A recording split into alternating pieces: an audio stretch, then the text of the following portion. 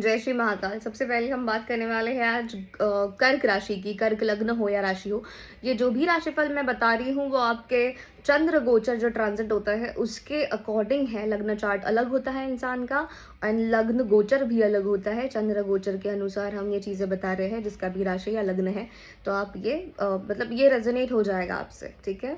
So most probably इस साल गुरु is very powerful. Your 6th 8th and 12th house is very amazing this year, ठीक है। इस साल आपको बहुत सारी चीज़ें हैं जो नहीं करनी है। मैं नहीं करने पे ज़्यादा फोकस करूँगी बिकॉज सब अच्छा अच्छा ही बताते हैं। हम रियलिटी ज़्यादा चेक करने वाले हैं। सो पहला तो है कि 12th हाउस में आपके मिथुन राशि में गुरु अभी है। सो मोस्ट प्रोबेबली वो आपको ओल्ड चीज़ों से गेन्स देंगे, ठीक है। इस साल 4 ग्रहण पड़ने वाले हैं, 2 सूर्य ग्रहण 2 चंद्र ग्रहण। तो मेक श्योर दैट की टिल 17th February, ठीक है, जिसमें सूर्य ग्रहण होने वाला है 17 फरवरी को। तो मेक श्योर दैट कि अपने हेल्थ का थोड़ा सा ध्यान रखो। 3 मार्च को चंद्र ग्रहण होने वाला है, तब भी अपना थोड़ा सा ध्यान रखो। मेंटल इश्यूज का थोड़ा ध्यान रखो। 12th अगस्त को भी सूर्य ग्रहण होने वाला है, तो मेक श्योर दैट उस टाइम पे भी आप अपना ध्यान रखो हेल्थ का। एंड उसके बाद 28th अगस्त के बाद भी एक चंद्र ग्रहण है, उसका भी आप थोड़ा सा ध्यान रखो, ठीक है। सो ये ग्रहण बेस जो है उस पर आपको ध्यान रखना चाहिए खुद का। इसमें हेल्थ इश्यूज हो जाते हैं ग्रहण पे। आपके इमोशंस जो होता है ना वो सारा गटर बाहर निकलता है आपका, ठीक है। जो अंदर जो भले वो इनर चाइल्ड इश्यूज हो या कोई ट्रॉमा हो, वो सब सरफेस पे आ जाते हैं जब भी ग्रहण काल होता है। तो मेक श्योर दैट कि इन चीज़ों में आपको मेजर डिसीजन नहीं लेने हैं ग्रहण काल में, या कोई मेजर ट्रांजैक्शन नहीं लेनी है, या कुछ अपना मतलब कोई भी डिसीजन मत ही लो, ठीक है। शांत बैठो, वो ही आप कर सकते हो सिर्फ।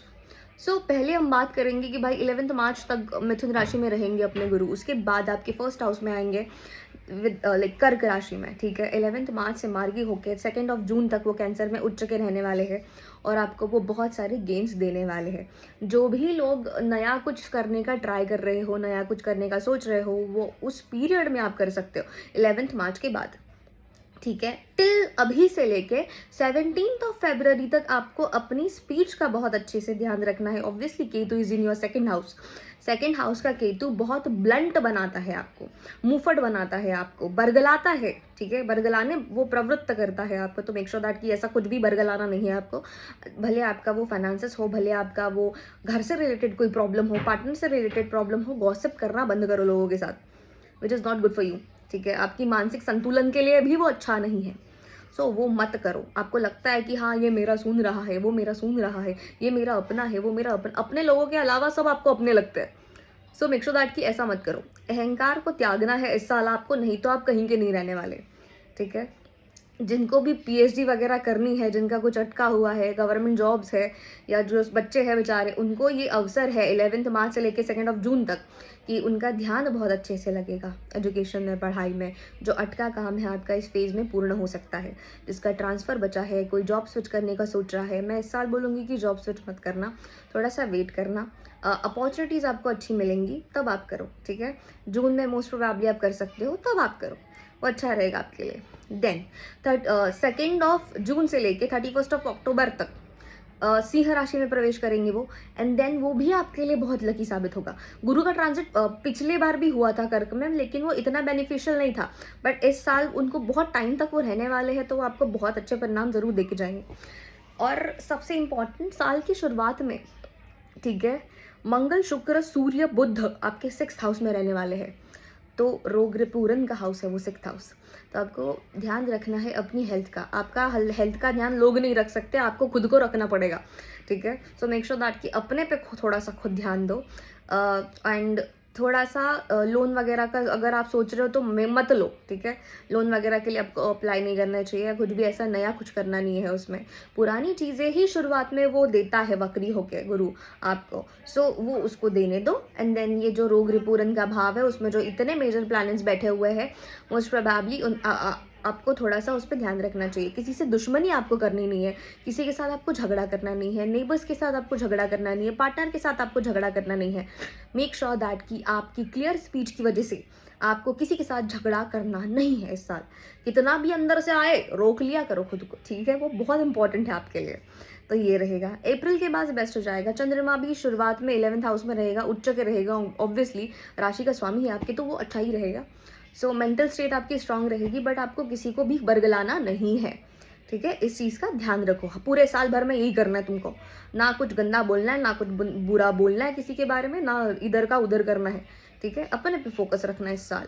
इस साल आप नया लर्निंग पे ज़्यादा फोकस करोगे, इस साल आप नई चीज़ें पे ज़्यादा फोकस करने वाले हो, लर्निंग, टीचिंग, गाइडिंग लोगों को। सेकेंड हाउस का केतु और एक चीज़ करता है कि आप लोगों को ज्ञान देने लग जाते हो अननेसेसरी, तो वो अननेसेसरी ज्ञान नहीं देना है, ठीक है। नहीं तो लोग आपको फॉर ग्रांटेड ले सकते हैं, आपको कब क्या क्यों कैसे इतना सब कुछ मालूम होने की ज़रूरत नहीं है, वो रहने दो ऐसे ही, ठीक है। देन 9th हाउस में आपके शनि रहने वाले हैं, जो मार्गी जनवरी से होंगे, ठीक है। 9th हाउस में स्लो ग्रोथ मिलती है, बट गुरु की जैसे ही दृष्टि पड़ेगी उन पे, ठीक है, तो वो बहुत सुंदर परिणाम देंगे आपको। स्लो है, स्टेडी ग्रोथ है, ठीक है। तो इतना मेजर कुछ बड़ा नुकसान आपका नहीं होने वाला, स्लो ग्रोथ रहेगी। आपको शुरुआत से आदत है, आप मेहनती बहुत ज़्यादा हो, काम के चक्कर में कर्क राशि वाले हमेशा अच्छे होते हैं, ठीक है। वो बहुत काम कर सकते हैं, वो 24 घंटे काम कर सकते हैं, इतना मुझे बहुत अच्छे से पता है। देन मोस्ट प्रोबेबली जून के बाद से गुरु का सपोर्ट मिलने लगेगा शनि को, तो आपको मेजर अच्छे परिणाम वो जरूर देंगे, ठीक है। देन राहु की बात करते हैं। This year you have to start learning something. एक तो ऑकल्ट में जाओ, एस्ट्रोलॉजी सीखो, न्यूमरोलॉजी सीखो, या फिर भाई ऑकल्ट सीख लो, या फिर साधना पद्धति शुरू करो। साधना पद्धति में क्या करना है, भैरव पूजा करनी है। भैरव पूजा क्या करनी है, सौम्य भैरव से शुरू करना है, जो कि है दत्त गुरु, ठीक है। या फिर आप बटुक भैरव से भी स्टार्ट कर सकते हो, but you have to start your journey with this, नहीं तो आपको ये 8th हाउस का राहु कहीं कहीं छोड़ेगा। इस जिस हाउस में जो प्लैनेट बैठा है उसके परिणाम वो दिखाता ही है, ठीक है। गुरु की दृष्टि भी है आपके अष्टम पे है, तो मेक श्योर दैट कि आपको कुछ ना कुछ तो सीखना पड़ेगा, या फिर आप अपने आप ही उस चीज़ में प्रोसेस में धकेले जाओगे, ठीक है। या फिर आपके साथ मेजर ऐसे, मतलब ये देखो 8th हाउस में जो राहु है ना, वो एग्जैक्टली करता क्या है, आपका जो इनर चाइल्ड इश्यूज आपको है, आप भले 60 साल के हो, ठीक है, तब भी वो बचपना अगर तुम्हारा मर चुका है, वो अभी एक्सपेक्ट करेगा कि वो बचपना ठीक से ठीक किया जाए लोगों के थ्रू, समझे। तो लोगों से एक्सपेक्ट मत करो इस टाइम पे, आपको अकेला भी करेगा ये राहु, बिकॉज अकेले में ही चीज़ें डील की जाती है, या अकेलापन इन सब चीज़ों में डील करना सिखा देता है आपको, तो ये होने वाला है। प्लस आपकी इच्छा बहुत बढ़ेगी इन सब चीज़ों में, आप धर्म कर्म में ज़्यादा लग जाओगे, दान बहुत ज़्यादा करोगे, पर इसमें ना इमोशनल ये ज़्यादा होके एकदम ऐसे दयालुपना दिखा के कुछ करना नहीं है, और गुप्त रखनी है चीज़ें। आपका इनहेरिटेंस का कुछ है, आपका प्रॉपर्टी रिलेटेड कुछ मैटर है, आपका डिवोर्स केस चल रहा है, आपका कुछ भी चल रहा है, कहीं से भी आपको फाइनेंसेस मिल रहे हैं, इस साल आपको लोगों को बताने नहीं है, बताना ही नहीं है किधर से पैसे आ रहे हैं, कहाँ जा रहे हैं, क्यों जा रहे हैं, वो आपके लिए अच्छा नहीं होगा, आपकी सेफ्टी के लिए। तो मेक श्योर दैट कि ये फालतू चीज़ आप ना करो, ठीक है। और भैरव साधना और इमोशंस बहुत ज़्यादा जो पीक पे रहने वाले हैं, वो भैरव जी संभाल लेते हैं, और आपकी कार्मिक क्लेंजिंग वो करते हैं। कार्मिक क्लेंजिंग इज़ वेरी इंपॉर्टेंट। कार्मिक क्लेंजिंग हमेशा पेनफुल रहती है, उसमें कुछ ऐसा अच्छा नहीं होने वाला, ठीक है। कि जो भी इश्यूज़ रहा है, कोई ट्रॉमा रहा है, किसी को सेक्सुअल अब्यूज़ हुआ है, या सारी चीज़ें सब सरफेस पे आती है, ये चीज़ें शुरुआत में ही आएंगी, साल की शुरुआत से ही, ठीक है। इसीलिए मैंने बोला कि स्पीच का आपको ध्यान रखना है बहुत ज़्यादा। एंड बेनिफिशियल तो ये रहेगा, बिकॉज राहु चलो ख्याली पुलाव भी बनवाता है, लेकिन सपोर्टिव भी है। जितना उसका कार्य करोगे, दुर्गा कवच पढ़ना शुरू करोगे, या फिर आप भैरव जी की साधना करोगे, बटुकाय नमः जाप करोगे, द्राम जाप करोगे, उतना आपके लिए वो बेनिफिशियल रहेगा। आपका ट्रॉमा क्लेंस होगा, ठीक है। जो कार्मिक लेसन्स है आपके कंप्लीट होंगे। राहु कभी भी जब भी आता है वो कार्मिक लेसन ही देके जाता है। आपके बच्चे, आपके पति, आपका ये सब जो भी है, ये आप अपने साथ नहीं लेके आए, अपने आप मिला है वो आपको, तो आपको डील करना आना चाहिए उनसे। अगर अहंकार के चक्कर में अगर आप उनको नीचा दिखा रहे हो, या किसी और को नीचा दिखा रहे हो, तो वो आपके लिए अच्छा नहीं है, ठीक है। तो ये चीज़ें आपको नहीं करनी है इस साल। एंड उसके बाद हम देखेंगे कि भाई देखो, टिल 23rd ऑफ फेब्रुअरी, मतलब 17 फरवरी तक मैंने बोला है आपको कि बाबा लोगों को बुरा भला नहीं बोलना है। 23 फरवरी तक आपको कोई भी एक्स्ट्रा मैरिटल शिट करनी नहीं है, ठीक है। अगर कोई मैरिड है या कोई रिलेशनशिप में है, तो मेक श्योर दैट कि आप किसी को चीट वीट ना करो इस साल। देन 5th ऑफ दिसंबर के बाद से राहु केतु का ट्रांजिट होगा। ऑब्वियसली 7th में राहु आएंगे एंड 1st में केतु आएंगे। मेक श्योर दैट कि तब भी आप अपने पार्टनर को चीट ना करो, ये थोड़ा सा कर लो, बिकॉज ये आप पे डिपेंड करता है, एस्ट्रोलॉजी पे डिपेंड नहीं करता, ठीक है? आपके पास हमेशा चॉइस होती है, आपको चूज़ करना होता है कि क्या सही है, क्या नहीं है आपके लिए। बेटर अपॉर्चुनिटीज़ रिलेशनशिप के लिए भी आएँगी, शादी-ब्याह जिसका नहीं हो रहा इस साल हो जाएगा, तय भी हो जाएगा। नई चीज़ें, न्यू लर्निंग्स, प्रॉपर्टी रिलेटेड चीज़ें, finances, import, export, business, everything, विदेश यात्रा, जो भी आपकी सुप्त इच्छाएँ हैं या गुप्त इच्छाएँ हैं या जितनी इच्छाएँ हैं, इस साल आपकी कंप्लीट होने वाली है। ठीक है? जितना बाकी साल बर्बाद रहे हैं, ये साल इतना बर्बाद नहीं है आपके लिए। बहुत सुंदर साल है, इसका अच्छे से यूटिलाइज़ेशन करो। कुछ नया सीखो, लोगों को आप दुनिया बदलना चाहते हो ना, तो आपको पहले खुद बदलना पड़ेगा, उसके बाद आप दुनिया बदल सकते हो। तो थोड़ा-सा खुद बदलो, इसीलिए वो जो भर के रखा है ना आपने, उसको ज़बान पे मत लाना, ठीक है? थोड़ा-सा मीठा बोलो लोगों से, मीठा बोलोगे, कम्युनिकेशन प्यारा रखोगे, सब सुनते हैं फिर, ठीक है? लोगों को गालियाँ देना बंद करो, ठीक है? ये ऐसे फालतू चीज़ें नहीं करनी है आपको। देन 10th ऑफ मार्च से आपका जो मनी है एंड स्पीच है, उस पे भी थोड़ा-सा ध्यान रहना चाहिए आपका। आपको अननेसेसरी लाइक स्पेंड नहीं करना है। चीज़ों में अननेसेसरी स्पेंड करना शुरू कर दोगे आप, ये भी चाहिए, वो भी चाहिए, क्यों चाहिए नहीं पता, ठीक है? सो ये अननेसेसरी स्पेंडिंग थोड़ा कम करो टिल 10th ऑफ मार्च, उसके बाद तो ठीक ही हो जाएगा। देन मार्च के महीने में शुक्र, शनि और 9th हाउस में है, लक्ष्मी योग बनाते हैं ये।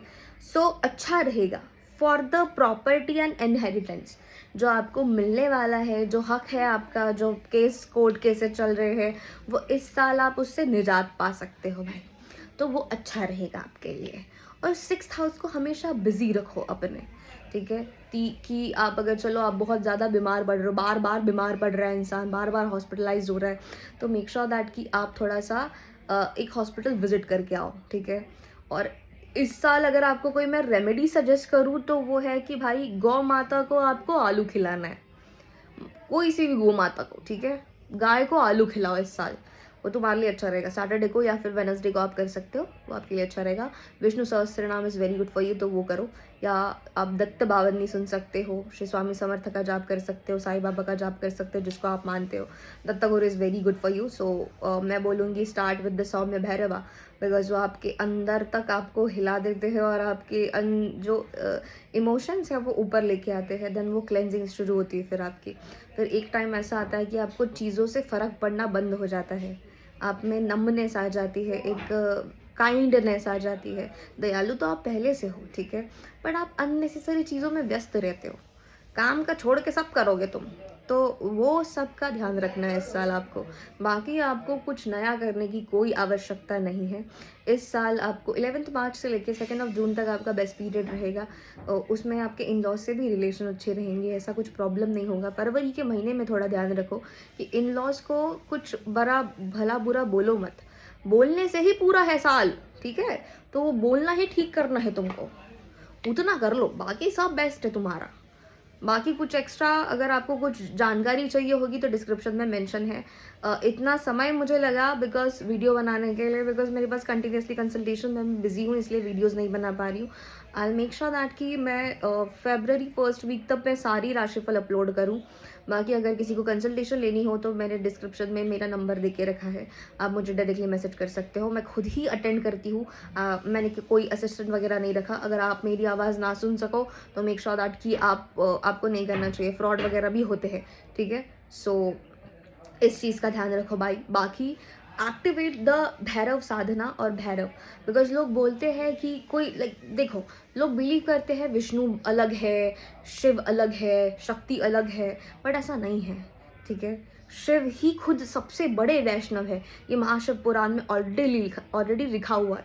ये दोनों एक दूसरे से मतलब अलग नहीं है, ठीक है? ये एक ही है। जैसे हम शिव को बोलते हैं कि वो विश्वनाथ है, ठीक है? हम विष्णु जी को बोलते हैं वो जगन्नाथ है। जग और विश्व अलग नहीं होता, वो एक ही होता है। सो वो दोनों अलग नहीं है, तो मेक श्योर दैट कि आप इस पे भेद ना करो। और जो शक्ति है वो शिव के बिना अधूरी है और शिव भी शक्ति के बिना अधूरे है, same as per the Vishnu, ठीक है? तो जहाँ आप उसकी पूजा करना शुरू करते हो, उस भैरव मंडल की पूजा करना शुरू करते हो, जैसे कि गुप्त नवरात्रि चल रही है, तो आपकी सारी चीज़ें ठीक होना शुरू हो जाता है, ग्राउंडिंग आपको मिलती है। पहले ऑब्वियसली पेनफुल एक्सपीरियंस रहता है, बिकॉज पास के कर्मास जो आपका प्रारब्ध है वो सारा ऊपरी चीज़ें निकलती है, ठीक है? लोग आएंगे, पास्ट के लोग आएंगे, इधर से लोग आएंगे, उधर से लोग आएंगे, बदनामी होगी, चीज़ें इम्बैलेंस रहेंगी, बट इतना भी बर्बाद सिचुएशन नहीं होगा, बिकॉज़ भगवान उतना ही दुःख देता है जितना आप झेल सकते हो। तो अगर आपका गॉड पे बिलीव नहीं है, तो मैं कहूँगी कि भाई एक बार उसको मौका दो कि वो आपको प्रूव कर सके कि वो है, ठीक है? सो एंड स्टार्ट योर साधना। साधना जितना करोगे उतना आपके लिए अच्छा रहेगा। कलयुग में मंत्र चैंटिंग इज़ वेरी इंपॉर्टेंट, तो आपको उसी पे ज़्यादा फोकस करना चाहिए। आपको क्रिया वगैरह करने की कोई ज़्यादा ज़रूरत नहीं है। और किसी को भी दीक्षा की ज़रूरत है या कोई इन्फॉर्मेशन चाहिए तो मुझे वो पर्सनली टेक्स्ट करे, मैं तभी उनको गाइड अच्छे से कर पाऊँगी। बाकी आपको कुछ नहीं करना है, ठीक है? पूरा साल बढ़िया है कर्क राशि वालों के लिए। आपके स्वभाव थोड़ा-सा ठीक करो, जो निर्मल है, कोमल है, सोच समझ के करो, ठीक है? दयालु वहीं दिखाओ दयालुपना जहाँ सच में ज़रूरत है। आपको कोई मैनिपुलेट करके, आप सबसे बड़े मैनिपुलेटर हो पहले तो। आपको ही कोई मैनिपुलेट करके जा रहा है तो वो बहुत बड़ी दुःख की बात है। सो मेक श्योर दैट कि इन चीज़ों का आप ध्यान रखो और ठीक करो इन चीज़ों को। चलो, जय श्री महाकाल।